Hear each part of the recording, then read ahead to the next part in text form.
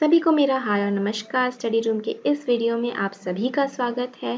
तो दोस्तों, आज हम स्पोकन इंग्लिश के एक बहुत ही महत्वपूर्ण विषय की ओर ध्यान देंगे। आज हम लोग पढ़ने वाले हैं द इंग्लिश अल्फ़ाबेट, यानी कि अंग्रेज़ी वर्णमाला। तो अंग्रेज़ी वर्णमाला के साथ हम उनका उच्चारण भी सीखेंगे और आज हम आर्टिकल्स के बारे में भी पढ़ेंगे। दोस्तों, हम सभी जानते हैं कि इंग्लिश भाषा को पूरी दुनिया में एक बहुत ही महत्वपूर्ण स्थान दिया गया है और हम भी चाहते हैं कि पूरी दुनिया के साथ आप भी आगे बढ़ें। तो चलिए ज़्यादा देर ना करते हुए इस सेशन को शुरू करते हैं। दोस्तों, हम सभी जानते हैं कि हिंदी में क ख ग घ वर्णमाला होती है, उसी तरीके से अंग्रेज़ी में भी वर्णमाला होती है। किसी भाषा को लिखने या बोलने के लिए प्रयोग किए गए मानक प्रतीकों यानी अक्षरों को हम वर्णमाला कहते हैं। अंग्रेज़ी वर्णमाला में दोस्तों कुल 26 अक्षर होते हैं। तो आइए चलिए हम देखेंगे कि ये 26 अक्षर क्या हैं। दोस्तों, जैसा कि आप यहाँ देख सकते हैं, यहाँ पे 26 अक्षर दिए गए हैं। मैं इन 26 अक्षरों को 2 बार पढ़ूंगी। पहली बार आप सुनिएगा और दूसरी बार आप चाहे तो मेरे साथ रिपीट कर सकते हैं, इससे आपकी प्रैक्टिस हो जाएगी। तो चलिए हम शुरू करते हैं। सबसे पहला है ए। ए, B, B, C, C, D, D, E, E, F, F, G, G, H, H, I, J, J, K, K, L, L, M, M, N, N, O, O, P, P, Q, Q, R, R, S, S, T, T, U, U,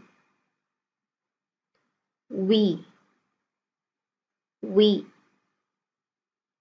W, W, X, X, Y, Y, Z, Z। तो दोस्तों, ये थे हमारे अंग्रेजी वर्णमाला के 26 अक्षर। अब हम आगे बढ़कर सीखेंगे कि हम इनका उच्चारण किन प्रकारों से कर सकते हैं। तो चलिए पढ़ते हैं। सबसे पहला है ए। ए के दोस्तों 3 प्रकारों की आवाज़ होती है। पहला है आ, जिससे बनता है कार, CAR, कार। दूसरा है ए, जिससे बनता है वे, WAY, वे। वे का अर्थ है रास्ता। तीसरा है ए से बनता है मैन, MAN, मैन। मैन का अर्थ है पुरुष या आदमी। दूसरा अक्षर है बी। बी की दोस्तों एक ही प्रकार की आवाज होती है, वह है ब से बनता है बुक, BOOK, बुक। बुक का अर्थ हो गया किताब। तीसरा है सी की दोस्तों 2 प्रकार की आवाज होती है। एक है क से बनता है कैट, CAT, कैट। कैट का अर्थ है बिल्ली। दूसरा है स से बनता है सेंट, CENT, सेंट यानी सिक्का। चौथा अक्षर है डी। दोस्तों डी की एक ही प्रकार की आवाज होती है, वह है ड। ड से बनता है डिड, DID, डिड। डिड का अर्थ है किया। यहाँ पर मैं उसने नाश्ता किया वाले किया की बात कर रही हूँ। फिर आता है ई। ई की दो प्रकार की आवाजें होती है, एक है ई और दूसरा है ए। ई से बनता है शी, SHE, शी। शी का अर्थ है वह, पर ये वह स्त्रीलिंग के लिए यूज किया जाता है। दोस्तों वह इंग्लिश में दो तरीके से इस्तेमाल करते हैं हम।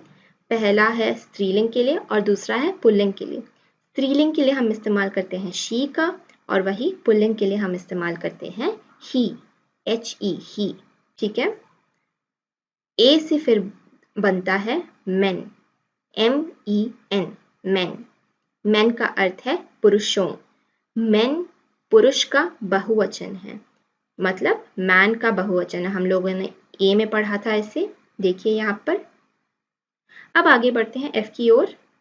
एफ की एक प्रकार की आवाज होती है, वह है फ। फ से बनता है फुट, FOOT, फुट। फुट का अर्थ है पैर। जी से दो तरीके की आवाज बनते हैं, एक है ग। ग से बनता है गुड, GOOD, गुड यानी अच्छा। और दूसरी आवाज है ज। ज से बनता है जॉर्ज, GEORGE, जॉर्ज। जॉर्ज व्यक्ति का नाम हो गया यहाँ पे। फिर है एच। एच की एक प्रकार की आवाज है, एच से बनता है ह। ह से होता है hen, HEN, hen। hen का अर्थ हो गया मुर्गी। अब यहाँ देखते हैं आई से दो तरह की आवाजें होती है, एक है ई और दूसरा है आई। ई से बनता है इंडिया, INDIA, इंडिया यानी अपना भारत देश। और वही आई से बनता है काइंड, KIND, काइंड यानी दयालु। फिर है जे। जे से दोस्तों एक ही तरह की आवाज निकलती है, वह है ज। ज से बनता है जोक, JOKE, जोक यानी चुटकुल्ला। फिर है के। के से भी एक तरह की आवाज निकलती है, वह है क। क से बनता है किक, KICK, किक यानी लात। एल से भी दोस्तों एक तरह की आवाज निकलती है, वह है ल। ल से बनता है लेटर, LETTER, लेटर यानी चिट्ठी। आगे बढ़ते हैं अब अगले पेज की ओर। यहाँ पे दिया गया है एम। एम की भी एक आवाज होती है, एम से म की आवाज निकलती है। म से बनता है मैन, MAN, मैन। मैन का अर्थ हो गया पुरुष यानी आदमी। एन से भी एक आवाज निकलती है, वह है न। न से बनता है नोज, NOSE, नोज यानी नाक। फिर है ओ। ओ से दोस्तों दो तरह की आवाज होती है, एक है आ और दूसरा है ओ। आ से बनता है आवर, OUR, आवर यानी हमारा। और वही ओ से बनता है ओपन, OPEN, ओपन यानी खोलना। पी की एक तरह की आवाज होती है, वह है प। प से बनता है पोस्ट, POST, पोस्ट यानी डाक। क्यू से दो तरह की आवाजें निकलती है, एक है क और दूसरा है क्यू। क से बनता है क्विक, QUICK, क्विक यानी तुरंत। और क्यू से बनता है क्यू, QUEUE। क्यू से दोस्तों दो तरह की आवाजें निकलती है, एक है क से बनता है क्विक, QUICK, क्विक यानी तुरंत। और दूसरा है क्यू। क्यू से बनता है क्यू, QUEUE, क्यू यानी कि लोगों की लंबी पंक्ति। अब आर की तरफ देखते हैं। आर से बनता है एक आवाज, वह है र। र से बनता है रिमाइंड, REMIND, रिमाइंड यानी याद दिलाना। एस से एक आवाज निकलती है दोस्तों, वह है स। स से बनता है सैंड, SAND, सैंड यानी रेत। टी से दो आवाजें निकलती हैं, एक है ट और दूसरा है ड। टी से टीचर, TEACHER, टीचर। टीचर का अर्थ है अध्यापक। और वही ड से बनता है दैट, THAT, दैट यानी वह। टी से दोस्तों दो तरह की आवाजें बनती है, एक है ट। टी से बनता है टीचर, TEACHER, टीचर यानी अध्यापक।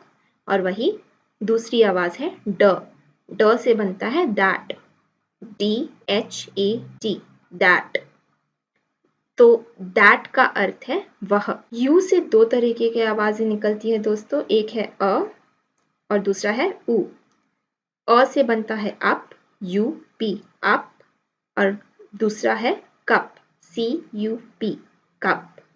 अप का अर्थ है ऊपर और कप तो आप जानते ही हैं, चाय वाला कप। उसके बाद ऊ से बनता है सल्यूट, SALUTE, सल्यूट। सल्यूट का अर्थ है सलाम। वी से एक प्रकार की आवाज निकलती है, वह है व। व से बनता है वैल्यू, VALUE, वैल्यू। वैल्यू का अर्थ है मूल्य। अगले पेज की ओर बढ़ते हैं दोस्तों। W से एक तरह की आवाज निकलती है, वह है व। व से बनता है वॉक, WALK, वॉक यानी चलना। X से दो तरह की आवाजें निकलती है, एक है X। X से बनता है एक्सरे, XRAY, एक्सरे यानी जब हम अस्पताल में जाते हैं, अगर हमारी हड्डियां टूट गई तो डॉक्टर हमें एक्सरे करवाने बोलते हैं। यहाँ पे उस एक्सरे की बात हो रही है। और वही दूसरी आवाज है ज। ज से बनता है जाइलोफोन, XYLOPHONE, जाइलोफोन। जाइलोफोन दोस्तों एक वाद्य यंत्र का नाम है। आगे बढ़ते हैं वाई की ओर। वाई से दो तरह की आवाजें निकलती है, एक है य से बनता है यंग, YOUNG, यंग यानी युवा। और वही दूसरी आवाज है आई से बनता है माई, MY, माई यानी मेरा। आखिर में Z से एक आवाज निकलती है, वह है ज। ज से बनता है ज़ेब्रा, ZEBRA, ज़ेब्रा। ज़ेब्रा यहाँ पे एक जानवर का नाम हो गया। तो दोस्तों ये थे हमारे 26 अक्षरों का उच्चारण। हम ये देख चुके हैं कि उनसे किस तरह के शब्द बन सकते हैं। अब हम आगे बढ़ेंगे स्वर और व्यंजन की ओर। स्वर और व्यंजन को हम इंग्लिश में वावल एंड कॉन्सोनेंट बोलते हैं। तो दोस्तों वावल क्या है? वावल हम उन अक्षरों को कहते हैं जिनका उच्चारण करते समय हमारे गले से आवाज बिना किसी रुकावट के निकलती है। तो इंग्लिश में वावल 5 होते हैं। तो ये 5 वावल क्या है, चलिए अब हम देखेंगे। पहला है ए, दूसरा है ई, तीसरा है आई, चौथा है ओ और पांचवा है यू। उदाहरण के लिए इनसे कैसे शब्द बन सकते हैं अब वो हम देखेंगे। A for apple, APPLE, apple यानी सेब। E for egg, EGG, egg यानी अंडा। I for ice cream, ICECREAM, ice cream. O for orange, ORANGE, orange यानी संतरा। U for uniform, UNIFORM, uniform यानी कि वर्दी। तो ये थे हमारे 5 स्वर। अब हम आगे बढ़ेंगे और जानेंगे कि व्यंजन कौन से हैं इंग्लिश में। तो दोस्तों, कॉन्सोनेंट क्या है? प्रत्येक अक्षर जो इंग्लिश में स्वर नहीं होते हैं यानी वॉवल नहीं होते हैं, उन्हें हम कॉन्सोनेंट्स कहते हैं। तो कॉन्सोनेंट्स कौन से हैं और उनसे कैसे शब्द बन सकते हैं, अब हम इसकी ओर ध्यान देंगे। ठीक है, चलिए पढ़ते हैं। B for bat, B-A-T, bat यानी बल्ला। C for call, C-A-L-L, call यानी बात। D for dance, D-A-N-C-E, dance यानी नाचना। F for fan, F-A-N, fan यानी पंखा। G for gas, G-A-S, gas यानी LPG वाली gas. H for H-O-U-S-E, house यानी कि घर। J for joke, J-O-K-E, joke यानी चुटकुला। K for kite, K-I-T-E, kite यानी पतंग। L for love, L-O-V-E, love यानी प्यार। M for money, M-O-N-E-Y, money यानी पैसा। N for name, N-A-M-E, name यानी नाम। P for pants, P-A-N-T-S, pants यानी पतलून। Q for queen, Q-U-E-E-N, queen यानी रानी। R for red, R-E-D, red यानी लाल। S for song, S-O-N-G, song यानी गाना। T for talk, T-A-L-K, talk यानी बात करना। V for vaccine, V-A-C-C-I-N-E, vaccine यानी टीका। W for work, W-O-R-K, work यानी काम। X-E-R-O-X, xerox, xerox यानी प्रतिलिपि। Y for yoga, Y-O-G-A, yoga, yoga Hindi का ही शब्द है, उसे इंग्लिश में भी योगा ही कहते हैं हम। Z for zebra, Z-E-B-R-A, zebra, zebra एक जानवर का नाम है। तो ये थे हमारे कॉन्सोनेंट्स। हम ये जान चुके हैं कि इंग्लिश अल्फ़ाबेट में कॉन्सोनेंट्स यानी व्यंजन कौन कौन से हैं और उनसे कैसे शब्द बन सकते हैं। अब हम आगे बढ़ेंगे आर्टिकल्स की ओर।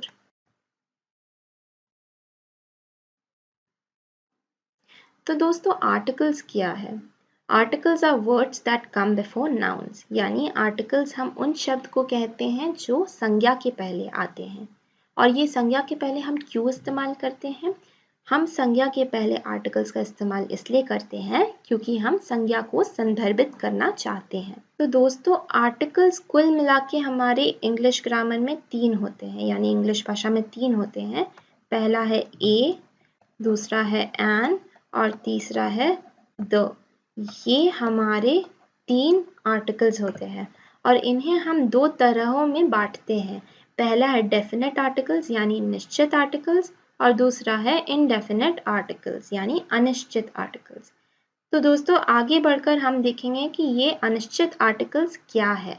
अनिश्चित आर्टिकल्स हमारे 2 हैं, पहला है ए और दूसरा है एन। ये 2 हमारे अनिश्चित आर्टिकल्स हैं और इन्हें हम कब इस्तेमाल करेंगे? हम इन अनिश्चित आर्टिकल्स का इस्तेमाल तब करते हैं जब हम किसी संज्ञा के बारे में बात कर रहे हों। अनिश्चित आर्टिकल उपयोग करने के नियम क्या है?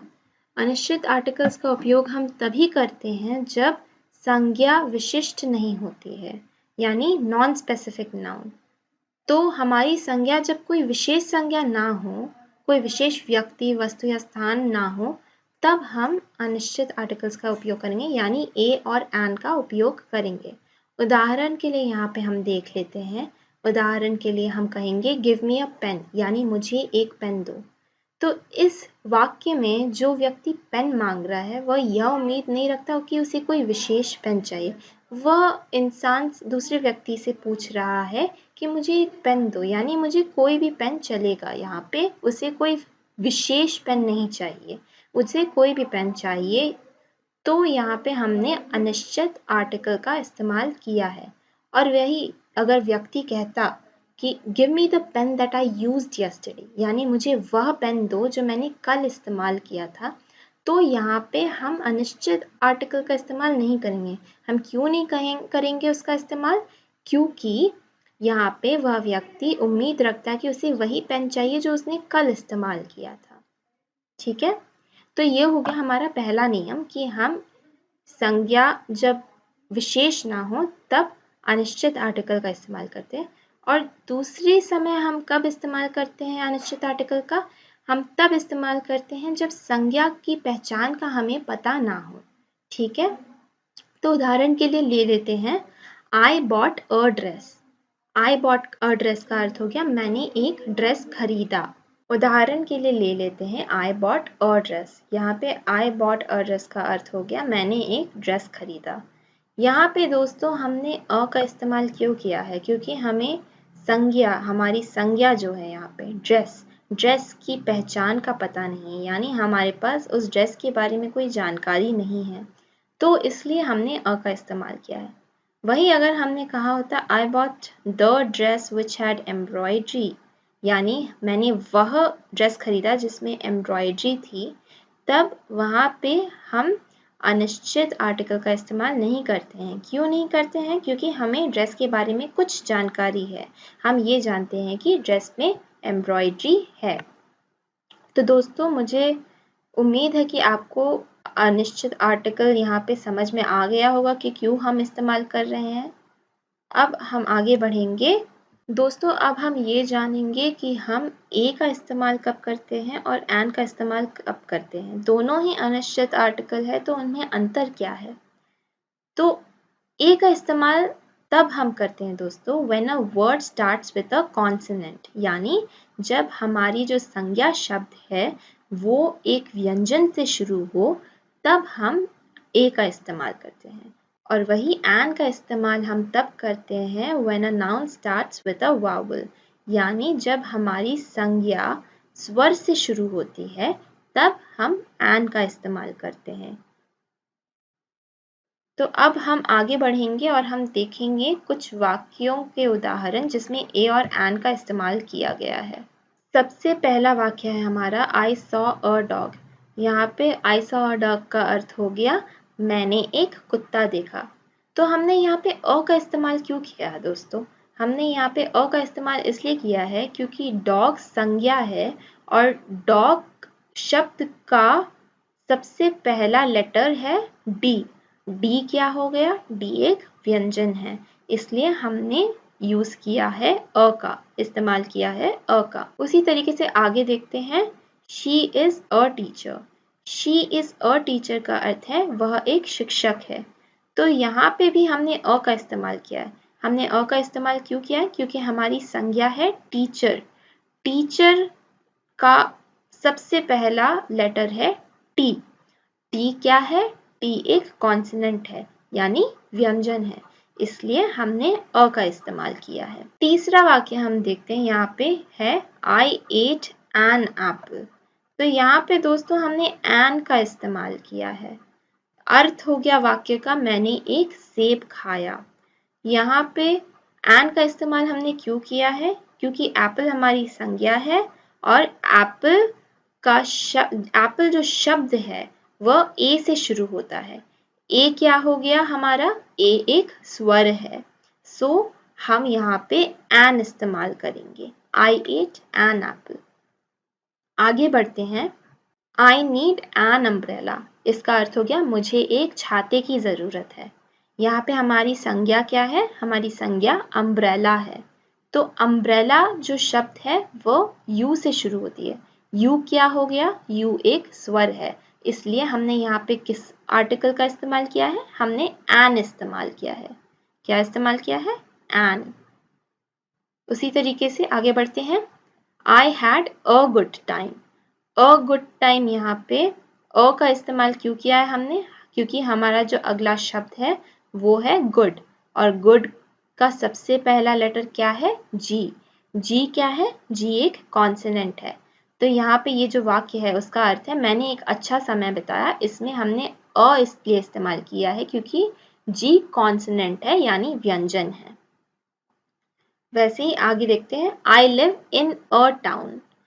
या इसका अर्थ हो गया मैं एक शहर में रहता हूँ। और यहाँ पे हमने अ का इस्तेमाल क्यों किया है? क्योंकि हमारा अगला शब्द यानी जो स्थान है, स्थान हो गया हमारा टाउन। तो ये टी से शुरू होता है।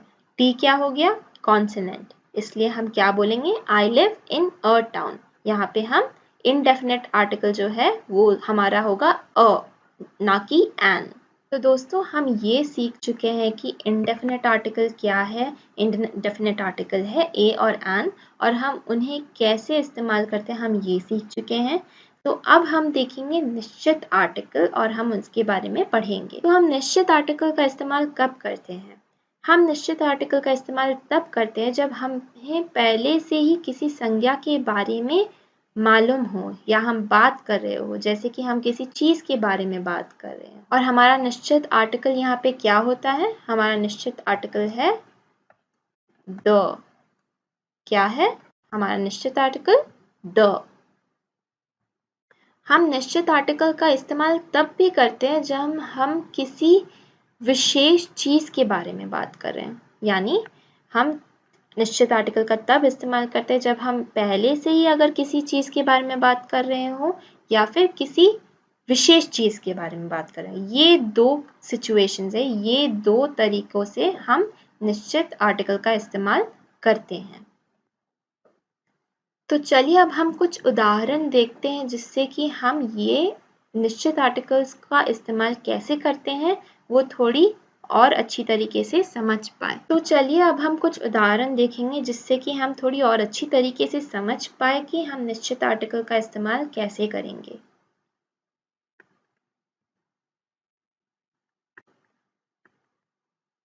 सबसे पहला हमारा वाक्य है I saw a dog, the dog was white. ये दो वाक्य हो गए दोस्तों। तो यहाँ पे सबसे पहले वाक्य में हमने यूज किया है अ का, और वही हमने दूसरी बार जब डॉग के बारे में बात की है तो हम उसमें द का इस्तेमाल करते हैं। दोनों वाक्यों का अर्थ हो गया मैंने एक कुत्ता देखा, वह कुत्ता उजला था। ठीक है। तो यहाँ पे सबसे पहले अ डॉग हमने क्यों कहा? क्योंकि हमें इस डॉग के बारे में कोई जानकारी नहीं है और हम इस डॉग के बारे में सबसे पहली बार बात करें। डॉग यहाँ पे हमारा संज्ञा है। ठीक है। और वही जब हम दूसरी बार बात करते हैं कुत्ते के बारे में तो हम कहते हैं द डॉग वॉज वाइट, क्योंकि अब हम डॉग के बारे में यानी कुत्ते के बारे में जान चुके हैं, तब हम उसमें द डॉग इस्तेमाल करते हैं। ठीक है। उसी तरीके से आगे बढ़ते हैं। I ate an apple, the apple was sour। यानी मैंने एक सेब खाया, वह सेब खट्टा था। तो यहाँ पे सबसे पहले हम इस्तेमाल करते हैं एन का। ठीक है। तो एन का इस्तेमाल हमने क्यों किया? क्योंकि हम एप्पल को पहली बार एप्पल के बारे में बात कर रहे हैं, और वही जब हम दूसरी बार एप्पल के बारे में बात कर रहे होते हैं तब हम द का इस्तेमाल करते हैं। क्यों? क्योंकि हम एप्पल के बारे में कुछ बोल रहे हैं और ये एप्पल के बारे में लोगों को हमने पहले वाक्य में बता दिया है, इसलिए यहाँ पे द का इस्तेमाल होगा। तीसरा वाक्य देखते हैं यहाँ पर, give me the book. Give me the book का अर्थ हो गया वह किताब मुझे दो। तो दोस्तों यहाँ पे हमने द बुक क्यों इस्तेमाल किया है? क्योंकि यहाँ पर जो व्यक्ति बुक मांग रहा है उसे कोई भी बुक नहीं चाहिए, उसे वह बुक चाहिए, यानी उसे एक विशेष बुक चाहिए, उसे एक विशेष बुक चाहिए, इसलिए उसने कहा है गिव मी द बुक। ठीक है। तो अब दोस्तों हम आगे बढ़ते हैं। अब हम ये जानेंगे कि कुछ जगहों पर हम आर्टिकल्स इस्तेमाल नहीं करते हैं और उनके उदाहरण क्या है, हम क्यों इस्तेमाल नहीं करते हैं वहाँ पे उनका, हम ये सीखेंगे। इस लेसन में मैं उनके बारे में बताऊंगी, उनके कुछ उदाहरण दूंगी और अगले लेसन्स में हम बाकी चीज़ों के बारे में, बाकी उदाहरणों के बारे में कवर करेंगे। तो आगे बढ़ते हैं। तो सबसे पहली जगह जहाँ पे हम आर्टिकल्स का इस्तेमाल नहीं करते हैं वो है अनकाउंटेबल नाउन्स। अनकाउंटेबल नाउन्स क्या है? हम अनकाउंटेबल नाउन्स उन्हें कहते हैं जिन संज्ञा को गिना नहीं जा सकता। तो ऐसी जगहों में हम आर्टिकल्स इस्तेमाल बिल्कुल नहीं करते हैं। जैसे कि पानी को हम गिन नहीं सकते। तो पानी को गिन नहीं सकते तो उसे हम वाक्य में कैसे इस्तेमाल करेंगे? अगर मुझे पानी मांगना है, मैं कहूँगी मुझे थोड़ा पानी दो, यानी गिव मी सम वाटर। यहाँ पे हम अ वाटर नहीं इस्तेमाल करेंगे, हम कहेंगे सम वाटर। क्यों? क्योंकि पानी को हम गिन नहीं सकते। वैसे ही अब आगे बढ़ेंगे, दूसरा उदाहरण देखते हैं हम। दूसरा एक उदाहरण जब हम आर्टिकल्स का इस्तेमाल नहीं करते यह है कि हम प्रॉपर नाउन्स इस्तेमाल कर रहे हों किसी वाक्य में। प्रॉपर नाउन्स क्या है? यानी प्रॉपर नाउन्स का अर्थ है विशेष संज्ञा। विशेष संज्ञा क्या है? लोगों के नाम या जगहों के नाम। तो ये सभी जगहों में हम इस्तेमाल नहीं करेंगे आर्टिकल्स का। सबसे पहला उदाहरण है फॉलो रिशिता। रिशिता के पीछे चलो, इसका अर्थ हो गया। तो इसमें हमने रिशिता जो संज्ञा है उसके आगे अ नहीं लगाया है और एन भी नहीं लगाया है। क्यों नहीं लगाया है? क्योंकि रिशिता एक इंसान यानी एक व्यक्ति का नाम हो गया। वैसे ही दूसरा उदाहरण देखते हैं, लेट्स गो टू दिल्ली, यानी दिल्ली चलते हैं। तो दिल्ली यहाँ पे क्या हो गया? हमारा एक विशेष जगह का नाम हो गया। इसलिए यहाँ पे हमने let's go to a Delhi use नहीं किया है, हमने यहाँ पे खाली कहा है लेट्स गो टू दिल्ली। ठीक है, तो दोस्तों ये थे हमारे आर्टिकल्स। अब हम आगे बढ़ेंगे। आज के लेसन को खत्म करने से पहले हम पढ़ेंगे कुछ नए शब्द, हम शब्दावली अपना बढ़ाएंगे। शब्दावली को हम इंग्लिश में कहते हैं वोकैब्युलरी। हमें वोकैब्युलरी बढ़ाना बहुत ज़रूरी हो गया है दोस्तों, क्योंकि ये हमें बहुत हेल्प करेगा जब हम अंग्रेज़ी में बात कर रहे हो किसी से। ठीक है, तो अब हम कुछ नए शब्द सीखते हैं। सबसे पहला शब्द है आज का स्किप। क्या है? SKIP, skip. स्किप का अर्थ है कूदना, ठीक है, या फिर छोड़ना। तो छोड़ना को हम वाक्य में कैसे इस्तेमाल कर सकते हैं? स्किप को हम वाक्य में इस्तेमाल कर सकते हैं। हम कह सकते हैं I want to skip this chapter, यानी मैं इस विषय को छोड़ना चाहता हूँ। ठीक है, तो ये हो गया हमारा पहला वाक्य। और स्किप का अर्थ कूदना भी होता है, तो कूदना को हम अंग्रेजी में कैसे बोलेंगे? हम कहेंगे आई लाइक टू स्किप, यानी मैं कूदना पसंद करता हूँ। ठीक है, तो ये हो गए हमारे दो वाक्य स्किप से। दोनों का अर्थ अलग है दोस्तों, ध्यान रखिएगा। ठीक है, अब हमारा आज का दूसरा शब्द है सुपीरियर। सुपीरियर का अर्थ हो गया बेहतर। क्या हो गया? बेहतर। आज का हमारा दूसरा शब्द है सुपीरियर। SUPERIOR, superior. सुपीरियर का अर्थ हो गया बेहतर। क्या हो गया उसका अर्थ? अर्थ हो गया बेहतर। तो इससे हम वाक्य कैसे बना सकते हैं और ये वाक्य में कैसा दिखता है? चलिए, जैसे कि हम उदाहरण के लिए ले सकते हैं, He is superior than me। Superior का अर्थ क्या हो गया? बेहतर। और यहाँ पे इस वाक्य का अर्थ हो गया वह मुझसे बेहतर है। ठीक है, तो इस तरीके से हम इस शब्द का इस्तेमाल कर सकते हैं। दोस्तों हमारा तीसरा शब्द है बैलेंस। BALANCE, balance. बैलेंस के अर्थ दो होते हैं। पहला अर्थ है संतुलन और दूसरा अर्थ है शेष। तो हम संतुलन वाले बैलेंस से क्या वाक्य बना सकते हैं? हम बना सकते हैं he lost his balance while riding the bicycle. तो इसका अर्थ हो गया उसने अपना संतुलन खो दिया जब वह बाइसिकल चला रहा था। तो हम शेष वाले बैलेंस से क्या वाक्य बना सकते हैं? हम बना सकते हैं how much balance do you have after spending today. तो इसका अर्थ हो गया हिंदी में आज खर्च करने के बाद तुम्हारे पास कितना शेष है। तो दोस्तों ये हो गए हमारे दो अलग अलग वाक्य बैलेंस के दो अलग अर्थों के साथ। अब अगला शब्द है हमारा आज का आवर, HOUR, आवर। इससे हम क्या वाक्य बना सकते हैं दोस्तों? इससे हम बना सकते हैं He uses the washroom once every hour। इसका अर्थ हो गया वह हर घंटे में एक बार शौचालय का इस्तेमाल करता है। तो अब आज का हमारा आखिरी शब्द है माइग्रेशन, MIGRATION, माइग्रेशन। माइग्रेशन का अर्थ क्या हो गया दोस्तों?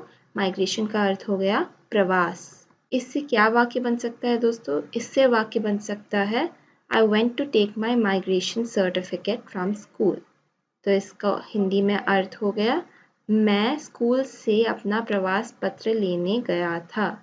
तो दोस्तों ये हो गए हमारे आज के कुछ नए शब्द। अब हम आगे बढ़ेंगे। अब हम बढ़ते हैं सेंटेंसेस की ओर। आज का हमारा पहला सेंटेंस है I am very busy tomorrow। क्या है? I am very busy tomorrow। इसका अर्थ हो गया कल मुझे बहुत काम है। ठीक है, ये हो गया हमारा पहला सेंटेंस। दूसरा सेंटेंस है I was at home। क्या है?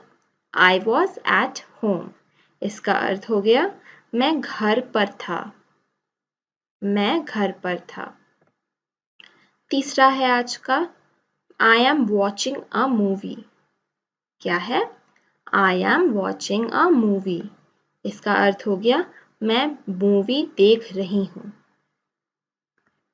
अब हम आगे बढ़ेंगे। चौथा वाक्य है I like to play cricket with my friends। I like to play cricket with my friends। इसका अर्थ हो गया मैं मेरे दोस्तों के साथ क्रिकेट खेलना पसंद करता हूँ।